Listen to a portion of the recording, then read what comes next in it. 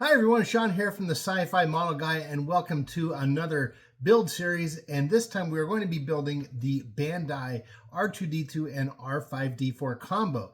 Now, I had a lot of fun building this one, everyone. This one was made for Nick and Coach over at Echo Base Network.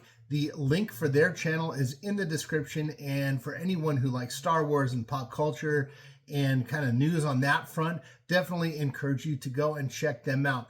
And Nick and Coach, it was really fun building this for you guys, and I'm glad that you've received it and that they're in good shape. And I want to thank you guys for the shout outs to this channel. Really appreciate it. So anyone who's here watching, along with my dog Dexter here, who is from Echo Base, I welcome you and thank you for the view. And for that, before we dive into the video, everyone, I want to say we have a little bit of viewer mail to go through. Actually, we have quite a bit of viewer mail. I was pretty surprised and big smile on my face for seeing that come in. So we're going to do 3 of those today. And there are 3 other people who will name, I have them written down here for the next viewer mail on the next chapter. So I'm going to go ahead and look down at my paper now, and we're going to get to work on reading what we have to say for these submissions. All right, so first up is some more submissions from Jody, and Jody's just doing some really good work and sharing quite a bit of work with us. And while we bring up some of these pictures from Jody, I just want to say go ahead and check out that YouTube channel. It's at Trek Mods from Jody, and there's a lot of videos on there and a lot of good work going on there. So on this one here, we see some really impressive work done for the 2500 scale Enterprise D. Now, for those of you who aren't familiar, that's a pretty small model. So making some custom clear parts for these, especially the warp engines, which we see here, this has got to be really difficult to do. I built this kit myself, and I thought about, like, you know, lighting it and stuff, and I just didn't even want to try it. But it looks like Jody has figured out some creative ways to do that, and so far it looks really good. There's the nacelles that we were talking about, and then here's a close-up. It looks like the underside of the saucer section with some clear windows put in there. Really, really nice work. And again, this is a small kit, everybody, so getting things to look this nice at this small scale takes some talent. I'll tell you that for nothing. So thank you, Jody, for submitting those, and make sure to check out Trek Mods, Jody's channel. Okay, so the next submission here comes from Wayne, who sent us these pictures of the Enterprise refit, and it looks, I think, like this is the 537 scale, which would be about 18 inches long, maybe a little longer if I'm not mistaken. I can't be sure. It was really hard to tell, but judging from the base on here and the stand that it's on, it looks like it's a 650 or 537 scale Enterprise refit. And Wayne said in the email to me that he wanted to participate and pass along a build that he did last year for the Enterprise refit. It's my first build since I was a teenager, he says, and it took me a year to complete, and I skipped any lighting.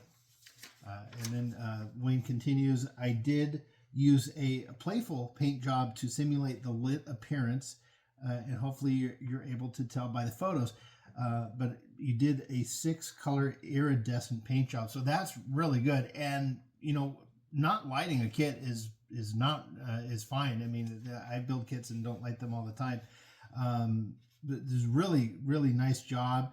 And I just want to say here that I wrote down, and I'm trying to find it. And Wayne, if this is your first jaunt back since you were younger, teenager, then I'm sure we're in store for some really wonderful work coming from you. So please continue to send us pictures of other kits and projects that you're working on, sci-fi related or not.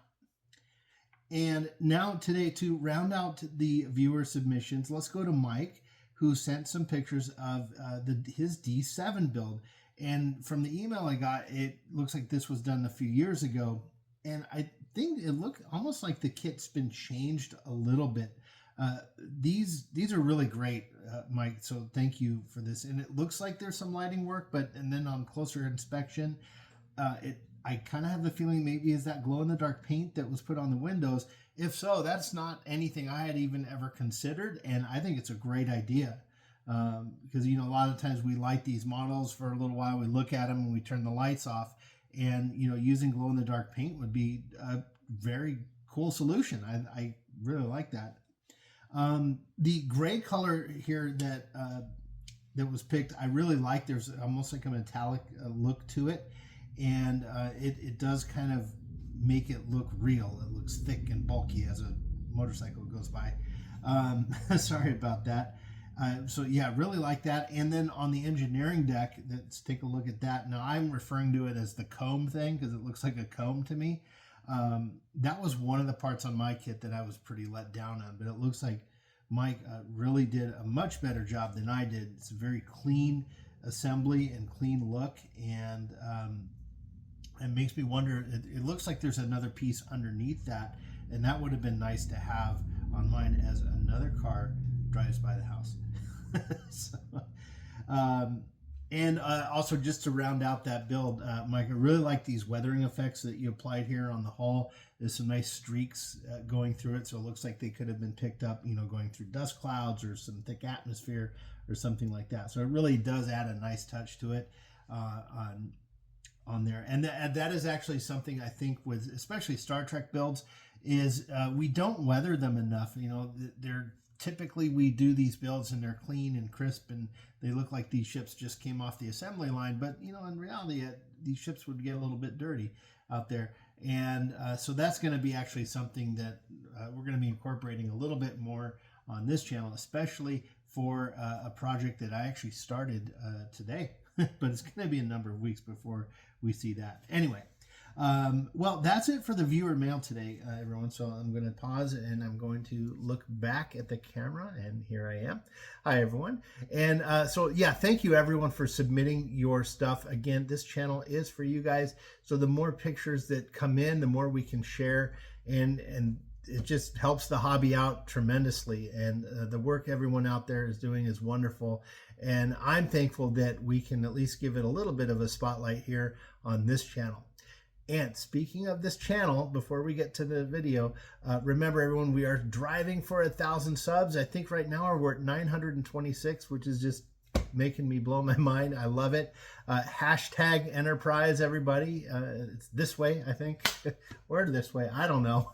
But hashtag Enterprise will enter you to win the 650 scale custom built one. You get a little bit of practice done on that, getting back into that kit. And this is probably going to be the 6th one that I do. So hopefully we can knock it out real quick. All right, everyone. Well, yeah, hashtag Enterprise. Let's get to that 1,000. We're so close. I can feel it. I think we need like 79 more. And I see a little fly. There's a fly on the camera there, and I'm afraid it's going to fly onto the lens. I'm watching him. You stay away from here. Anyway, everybody, thanks again for all of your support, your comments. Keep those pictures coming to the SciFi model guy at gmail.com, and we will see you down the road. Take care.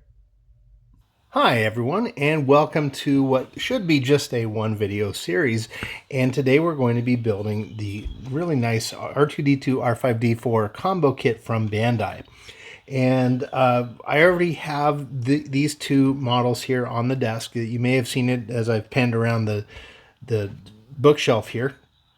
But this particular set is being made for friends of the channel by the name of Echo Base Network. And Echo Base Network used to be a Star Wars kind of centric channel. Now they've kind of gone to more pop culture stuff that the interest in Star Wars is seeming to wane somewhat. So they're doing a really good job over there, and go ahead and check them out. They review all kinds of stuff.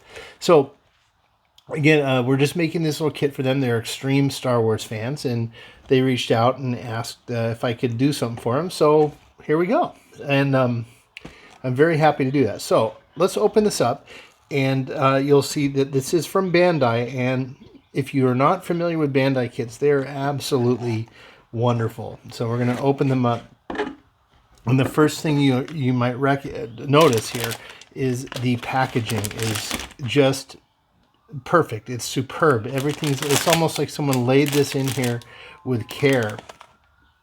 And please pardon any noise you might hear in the background. I've got the door open here. It's a really nice day out, so I thought I'd enjoy some birds chirping, but as it turns out, there's some sirens that decided to join the chorus. So anyway, we're going to open this up, and you'll see that the sprues and the sets here are so nicely done. It's almost like you feel like you want to be careful just opening them, not because they're delicate, but just like you don't want to make a mess of things. It's so neatly packaged in here that you just kind of, at least I do anyway. I want to do it well, you know.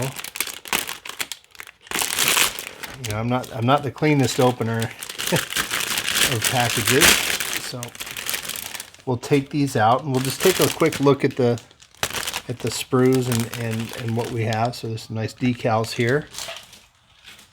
And if I'm correct, they come with 2 sets of decals. They usually come with a sticker page and a decal water slide page, which I really like that they give that option.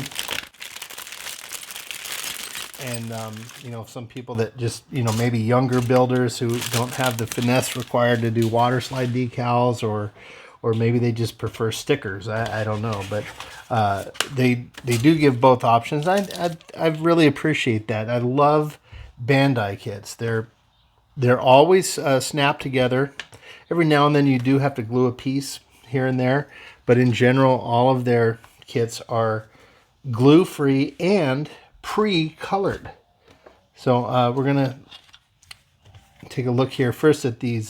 So I think these are the stickers, and these are the water slides. So let's put those to the side.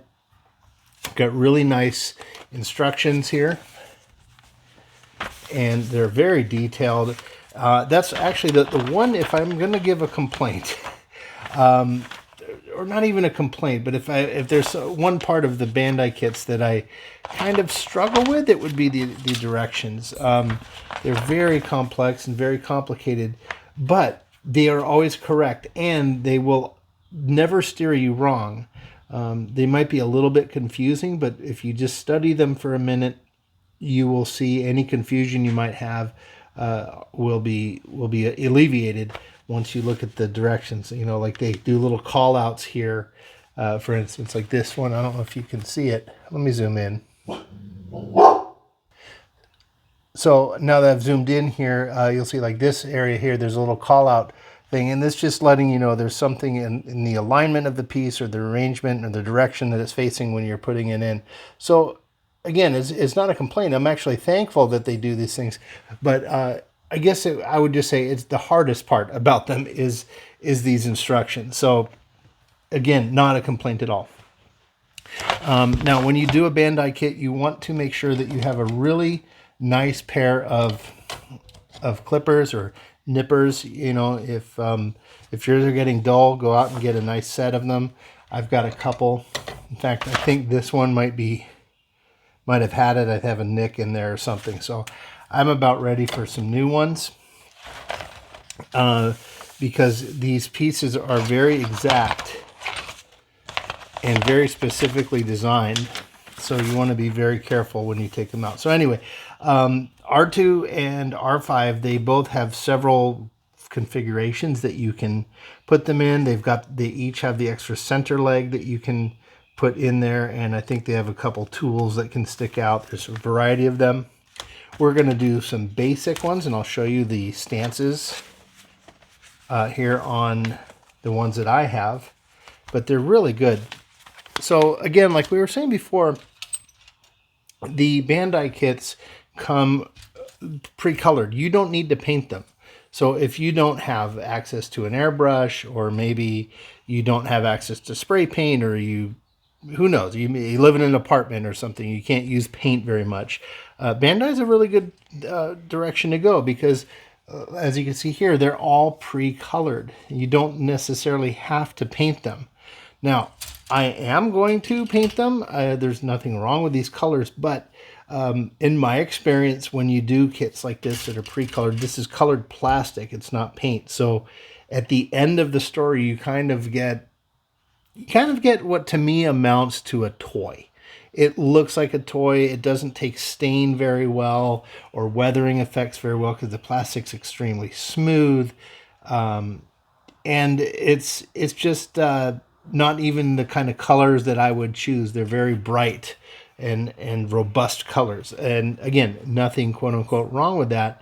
And you can go with that option if you want. And I love that Bandai gives that option for modelers who maybe don't have access to paint. So I'm going to leave these out here. I'm just going through this. So you can see there's not that very many sprues. There's two white ones, a blue one, and two that are kind of an aluminum color. And then the bases here. So I'll put that away. Now I'm going to bring out the R2 and R5 that I have just to kind of show some contrast here. Let me spread these out a little bit for us. So we've got all three colors. And the, here they are. So I'm going to stand up here. So here's R5D4 that I have. And here's my R2. Now these are the stances that we're going to be building these in. R2 is just going to be the two-leg version, just kind of standing around. And R5D4 is moving along. And this is, for me, kind of reminiscent of that scene in A New Hope where they're being sold by the Jawas. And R2 is just standing there, and R5 gets purchased by Uncle Owen, and he starts rolling off before his bad motivator goes off, and they have to trade him in for R2. So this is the stance I have. And you'll see here that there's a lot of weathering done on these guys. It made them really dirty, oil stains, grease stains. There's even some rust in here. And the white is just a little bit off-white. It's kind of darkened. And some of this is just because it's been sitting on the shelf for a few years. But otherwise, it's, I planned it this way. And oh yeah, here's some rust. You can see just a little bit of rust down in here in the foot. And I tried to make that like if water would be running down, where would rust collect? It would collect at the bottom and on the feet and stuff. So just slightly. So that's them, and they're gonna go back up here on the shelf where they're safe, hopefully. And so there we go. We are gonna paint them. And so let's talk a little bit just about the colors that we're going to do. Very simple. So we're going to start with Tamiya white surface primer. We're going to prime everything. We've got some Tamiya dark copper XF28 that we're going to use, and that's strictly just for a couple of the wires down there at the bottom of the feet. You don't really need much of this. And then lastly, we've got a couple bottles of stain here that I might have to go buy some new stuff because this has been around and it's a little empty. They dry out, these things, so because it's almost all thinner in there. It's very flammable. So this is enamel stain, Model Master enamel stain. This is a rust color, or like a brownish thing. And then here's I think this is oil, something like that. It's hard to read that. I don't have my glasses on. But it's a Model Master oily goo stain. So it's used very sparingly in the kit. And then, sorry about the other cut there, everyone. The other thing is here is Tamiya Weathering Master. I think I read that right? Weathering Master. And these are really nice things. It's almost like a makeup or mascara or something. They come in these different colors. There are, I think, 3 or 4 different sets of these available. And this stuff's really good to kind of get the specific smudges on certain pieces. Really good for military aircraft and vehicles and things. So this works really good to kind of dirty up little spots of the models. And the way you apply those, they come with an applicator, but it kind of goes bad. So I just go to Target and buy these makeup applicators, and they're about $1 or something for a pack of these in this little matchbook thing. Yeah, these work just fine to apply onto the models, and I think you're supposed to do it before you do a clear coat on it, because it kind of smudges really nicely, a lot better. And then you clear coat the thing. But we'll get to that in a minute here. So that's it, everyone. So I'll just kind of bring out these things again really quickly. And it's just a very small handful of items here, just a little bit of airbrushing and stuff. And that's it. And that gets us through it. All right, so I have the sprues out again and everything, so we want to just do one last little comment here before I go over and start spraying this. So obviously I am going to soak these in some nice warm water and rub them down a little bit to get any oil off of there and get them ready for priming. But before you paint, so if you are going to paint these things, let me turn the light. If you're going to opt for the painting option, it's very important first to take a picture. You want to take a photograph of all of these things before you start taking any pieces off. So you just always just want to put just one of these down like this, take a close-up picture, zoom in on the picture so that you can make sure and see all of the pieces. And if you want, even take one from behind like this, take a duplicate picture. I'm sorry, I do it like this and then this way. So you can see what the backs of them look like. And the reason for this is that the way I do these things, so I'm going to prime everything on the sprues, and then I take them all off. Now, once you take them all off, you're stuck. You don't really remember. You won't know what colors to paint everything. So you have to, at least the method that I do, you have to be very careful what pieces you're painting, which color, because I paint them the color they're supposed to be off of the sprue. And why is that? Well, because when you take these things off, it's a minuscule bit, but it's there nonetheless. So when you take these things off, you have to shave them down with some sandpaper or something, and then that is going to be the color of the bare plastic. So if you paint everything on the sprues first and then cut them off, you're going to have these little pieces here that are just going to be a little bit different in their paint color. So what I do is I prime everything and then take them off and use the alligator clip here.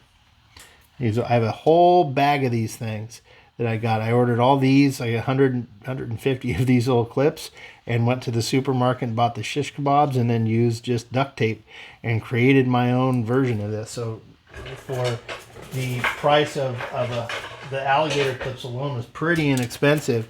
So if you go to the hobby shop and you buy these things on their own, they're like $4.99 for a big pack of them. Well, I made all these here, hundreds of them, I think 150 of these things that are in this nice Jack Daniels old, big bottle thing that my cousin gave me. And I've got enough of these things to last for a couple models here. So that's the method I go with that. I just made those myself and saved myself a lot of money doing that. But anyway, we're going to prime everything and then take all these things off, put them on those alligator clips, and then paint them the proper color, keeping all the colors isolated. Now that gets back to the whole thing of taking pictures of these things so you know what piece number each of these things are. And you say, oh, okay, here's the C1, that's the sprue number, and 13, so that's this little guy there. I've built many Bandai kits. I've built R2D2, I've built the X-Wings, the Y-Wing, A-Wing. I built a couple of Gundams this way, and this method does work for me. The only thing is that, just again, you have to be extremely careful and make sure that you paint things the right color and you take detailed photographs so that you know what piece numbers are which. If you can just do that and keep track, you won't have any problems at all, and the pieces will come out extremely well painted as they're supposed to be. So that is it. I'm going to go and take these over and get them painted. It's not tonight, probably, but at some point. And then I'll just get them I'll take a little bit of a video to show you kind of what it looks like, all that stuff I was just mentioning. And then I'll go ahead and just start putting it together. Maybe do a little speed sequence of me putting these together. There's not really much else to talk about until we get to the weathering, and at that point we will show you how I'm doing the weathering on these things, just to get them all nice. And so hopefully you'll stick around and enjoy this one, and maybe it'll inspire you to do one of these Bandai kits. They're really great. They are a little bit pricey at this point. They don't always keep these things in production. They come in and out. But I grabbed this off of Amazon. They're still for sale right now. A little bit more expensive than when they're generally produced, but still findable. Oops, look at that. That was a little piece of wire came off. I'm going to have to save that. That's for their feet. Okay. Well, we'll see you in the next session, everyone. Stay tuned. Hi, everyone. Welcome back. And what we're looking at here are all of the sprues that have been primed. So wanted to take a moment here and just quickly talk a little bit about that. So as we did say before, the priming process is done, at least for me, with everything still on the sprues. Now, you may notice here, some of these are white and then these two here are gray. And the reason I did that, because these sprues here are, this one is the aluminum one that we're going to be painting. Here's a red one. This one here is also aluminum. And these two here that I've got right there are white. So these are the ones we're going to be painting Insignia white. Now the reason we, the reason these have been primed in gray is just so that when I do spray the Insignia white on there, I'll be able to tell whether or not I've covered all of the surface. So that's just the reason for the white primer versus the gray. So if you're doing this process, I do recommend that the white sprues are covered in a gray primer, just so that you can tell that you've covered it with the desired paint that you are choosing. Now over here, this here is the blue sprue. There's just one set of pieces that are blue, and these have all been taken off, as you can see. Now again, do not throw these away. There could be a little piece here on here that you may have missed. I've done it plenty of times, especially with these Bandai kits. You know, you can see how small some of these are. You know, like, this is my finger. Some of these are very, very small pieces, and it's very easy to lose them. Here's cut some small ones there. So definitely do not throw away any sprues on any kit until you're done with the model. Okay, so I know we've said that a number of times, but it bears repeating. So, and here's just one piece that kind of fell off of the sprue there. All right, so over here, we're going to pan over, and these are all of the blue pieces that I cut out that we showed earlier, and they've all been placed on my little homemade holders there. Again, I bought these alligator clips from Amazon, a bag of a couple hundred of them. Bought these little shish kebab things and some duct tape. One thing, if you're going to do this, I do recommend getting a couple sizes of alligator clips. Like here's a small one, and these hold the smaller pieces much more easily. These big ones are kind of clunky, and sometimes they can, you know, pop off, like, because they're very strong. The squeezing of these alligator clips is strong, and sometimes if it's not on right, it'll pop one of these things off and it'll go flying. So you want to be very careful doing this. And I do recommend also, let me pan back over here. When you're cutting these things off of the sprues, I recommend doing it over a towel. And the reason for that is if you're doing these things on a smooth surface, like a table, like a dining room table, or a smooth workbench, when you cut these things off the sprues, they will land and they will fly around. They'll slide. Especially sometimes when you clip these, there's a little bit of force from your cutters, and a piece might fly off. You might have experienced this. So recommend doing that on a towel, so that when these pieces land, the towel kind of keeps them in place. Hopefully that makes sense. Okay. Oh, another update here for the thing. I think I showed that I had some Vallejo metallic blue. I actually found that I have a Tamiya metallic blue spray can, brand new paint, which I forgot I had. I have quite a few over there. So I'm going to be doing this. I was very happy to have found this because, again, I don't like using my airbrush when I don't have to. I mean, unless I absolutely have to, I avoid it. So, okay, so these have all been placed on some foam. Here is just a little foam thing that I constructed with some glue, and all these are in there. Now, these pieces are all in there kind of facing this way. So the front of the piece is facing to me, just so they're all oriented the same way. And then on this little cake decoration spinner, I can rotate it and spray it. So I do have them spaced out a little bit here, and I actually ended up having to use a second one here. So even that one sprue, you can see how many pieces we're talking about here. So there's a good number. Now I'm not gonna record the painting of this, but I'm gonna give this a few light coats, let it sit, and then take these off, examine them, and then maybe go over them a little bit if I need to. Let's see, there was another point here, and I'm not, oh, yes. So for cutting these off the sprues, now if you haven't done any Bandai kits before, they fit very tightly. So you might notice here, there are some areas here that, where the primer's kind of been rubbed off. These are just the little connectors where they were cut off for the sprues. They will always leave a little bit of flash. Well, not always, but very often. And it's very important for these Bandai kits that you remove that, because they're so tightly fitting that if you have a little piece protruding out there, you have to shave it off. So after cutting all these down, I went meticulously through each piece and cut down the extra sprue, and I just used this little sanding stick and my fingernail. I did not need to use an X-Acto knife or anything like that. In a couple instances, I did, go through and just kind of get it a little bit more flush with the nippers, but that's about it. So, all right, so I'm going to put the phone down. I'm going to give these a quick paint. Then I'm going to continue this process with the rest of the pieces, and we'll start building this, guys. See you in a minute.